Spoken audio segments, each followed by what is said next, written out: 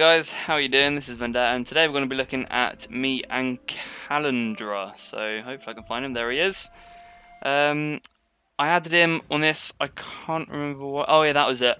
Because I wanted to show some pretty nice Cav micro, and yeah, I met him. He's a nice person, and I thought it'd be a good thing if I showed our battle on YouTube. So hopefully, Kalendra, I can play with you a bit more. I've been a bit tied down recently, but we should be able to fit some games in sometime this week. So we're going to play on Ishiyama Ruins, and let's go look at the army build. So I've got some Naginata Attendants, got some Yari Samurai, some Yari Samurai and Bulletproof Samurai. Naginata Warrior Monks, got some Nodachi. It's a very tight formation here, but again, very, very strong infantry. Then we've got a little contingent over here, so we've got some Naginata Warrior Monks, 2 Naginata Samurai, backed up by Yari Samurai, and, oh no, sorry, I said Naginata Attendants, should I say, not Naginata Samurai. And over here I've got some Naginata Attendants. I should have 4 Light Cav, I think.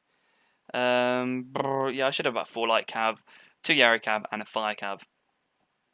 Let's go see what Kalendra has bought. He's got some Avatar's Bodyguards. He's got Morale. No, sorry, not Morale. Melee Attack. Melee General. So some Great Guard. And he's got some Naginata Samurai, Naginata Samurai, Naginata Samurai, Naginata Samurai, more Naginata Samurai. It's a good strong line there, and he's got some 2 Bow Monks, along with 1 Nodachi and 1 Katana Cav. So, no, not 1 Katana Cav. What am I on? I've been to Holland and smoking weed, guys. That's what it's been. I'm just not up with it today. So, Katana Samurai. We done. I think he has got some more cav as well. He's got some Naginata Samurai there in the woods, which is a good idea to go capture this archery dojo. Although I probably would have, again, I probably wouldn't have spent the money on the Naginata Samurai. I would have probably got some Naginata Attendants, because those guys are very, very good. Because they're cheap, can fend off cav, map control, but they can also get buildings, which is always a very, very good feature of them. So I'm going to be charging forward my massive cav blob. A lot of people say, oh, Vendetta, you know, cav spam, this, that, and the other. Well, I don't really cav spam when you think about it. If I cav spammed, my whole army, for instance, would be a spam, because, you know, I've got a lot of cavalry, but at the same time, look at my infantry. My infantry is exceptionally good. Not only is it exceptionally good, but I've got a lot of it, as well as a skirmish component. So you can't really say that I cav spam. I bring a lot of cav, you could say, but, you know, you have to bear in mind that I've pretty much got light cav, so the majority of my cavalry is shit, to put it bluntly, but it's the way in which I use my cav which really kind of affects the outcome of any game. So what I've done is that I've been very intimidating. I've set up my cavalry on the flank. I've set a lot of cavalry up here in the centre, trying to mirror some of his cav. The reason I've done this is because I wanted to keep and hold the centre, so my army can rush forward, although I think there we go. Now I'm telling them to go forward, and these guys again have got that 150 range, and this is why the 150 range is so potent and so useful, because I can put them into 2-rank formation, so they're a lot more manoeuvrable than if they're on a nice long extended line. So he's going to be charging forward his cavalry. I'm going to take mine round the flank. I charge down a light cav to begin with. I'll be charging from the flank, from the front. I'm going to be trying to get his sword units, try and get some of his bow units. And now this is where the cav micro starts. So I pull those guys in, pull them back out. 20 kills there off the bat. A light cav is not bad going. These guys are going to be charging around the back, trying to get these bow warrior monks. My army is approaching on the hill, and his units are really not doing too well here, although his bodyguard, I think, may have... Yeah, he's got 35 kills, but again, for the trade-off, it's not too great, and now I'm going to be calling him my general. Banzai'd him. I've rallied my troops. Naginata Attendants, I think, is just capturing... Yep, captured the sword dojo. I've captured the farmhouse, and the general is now fallen. These guys are probably running up the hill. These guys should be charging down the hill at the same time, and really, I'm just tearing him apart with all my cavalry. So I break through... you know, as Avatar's bodyguard, straight through these guys, and I whack up straight into those Katana Samurai, which is pretty much perfect.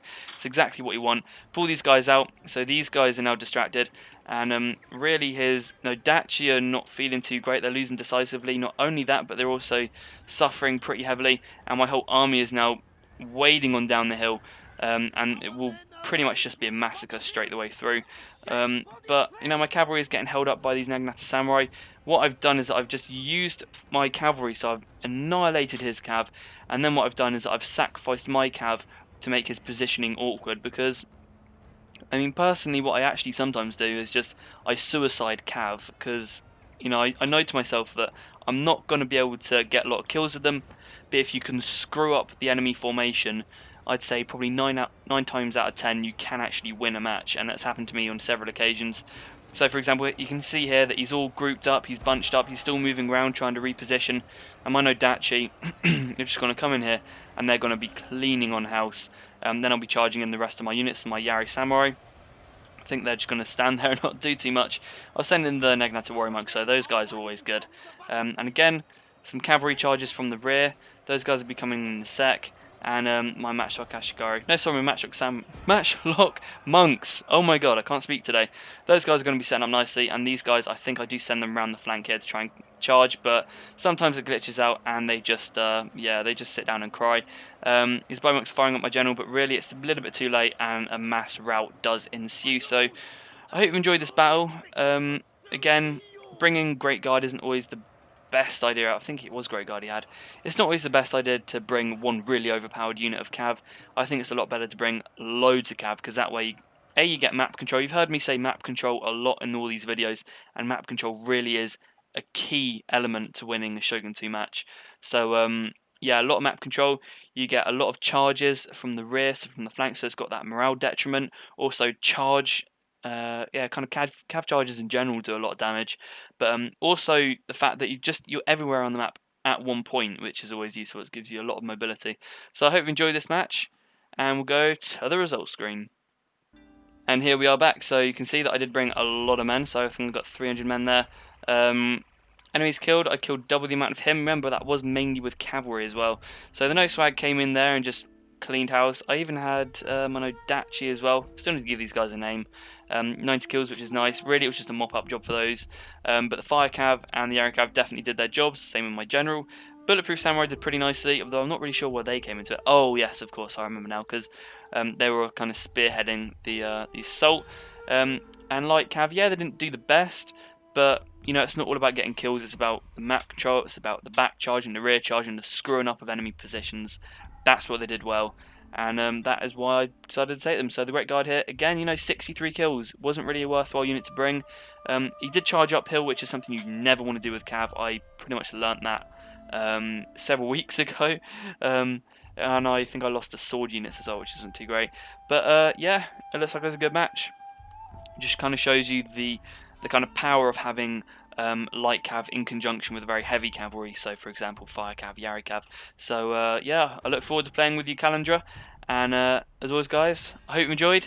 And please drop a like. And I love it when people comment. It makes me feel so fuzzy and warm inside. So, see you later, guys, and bye for now.